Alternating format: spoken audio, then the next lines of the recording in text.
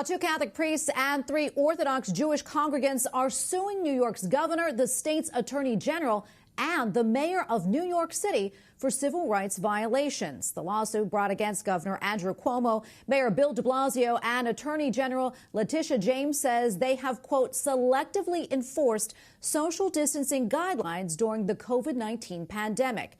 Joining me now on Skype is Montse Alvarado, Vice President and Executive Director at Becket, a nonprofit law firm dedicated to protecting religious freedom. Montse, welcome back to the show. So good to see you. Good to see you, too. Thank you for having me. Well, this lawsuit calls the actions by Cuomo and de Blasio an unprecedented abuse of power. How have both the stay-at-home orders and the reopening plans been used to discriminate against people of faith? You know, Tracy, we've been watching this around the country and been a part of reopenings in Wisconsin and Minnesota where governors and, local officials just are not paying attention to the important constitutional questions, but also the important human questions. Right now, our country is dealing with really deep, personal, and feeling a lot of pain. People are in a lot of pain, and they want to be able to go to their religious leaders for resources that are going to help them get through these difficult moments. And in order to do that, we need to open up those churches the same way that we're opening up retailers and playgrounds and hairdressers.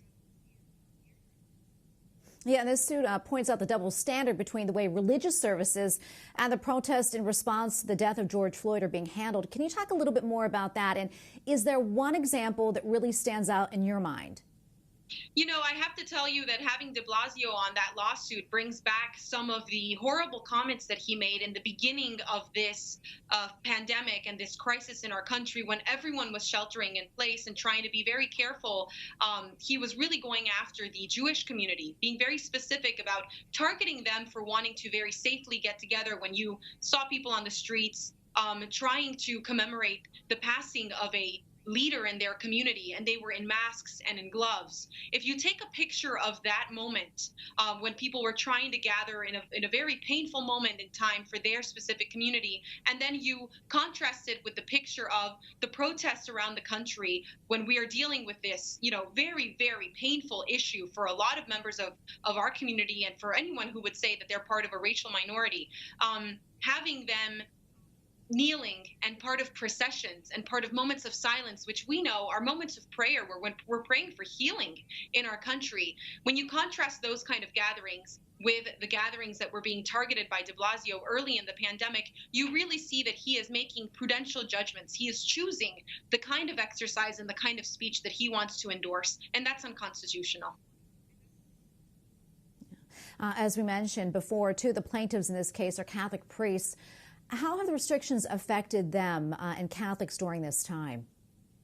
It's really painful for a lot of these priests to be called unessential, for them to feel like the government really doesn't value the kind of partnership that they bring to the table, the beautiful things that the church does to create a better community and to create resources for, especially right now, for people in need. It makes me think about the Little Sisters of the Poor. It makes me think about all of the doctors that are compelled by their religious faith to stay the extra hour, to be there, to help people who are in need right now and in crisis. So I believe that it's very painful. And also for the people who suffer from loneliness or suffer from addictions and rely on the sacraments for accountability, this is a very, very difficult time where they're watching people able to go for retail therapy, but they can't go for any kind of spiritual solace to the places where they need to go that are also following strict guidelines to keep people safe. There isn't a church that is trying to, at least not the ones in question here, that are trying to keep anyone, to put anyone in harm's way. They're being very careful. Well, Montse, thank you so much for your time. Montse Alvarado, Vice President and Executive Director at Becket. Thank you again. Thank you.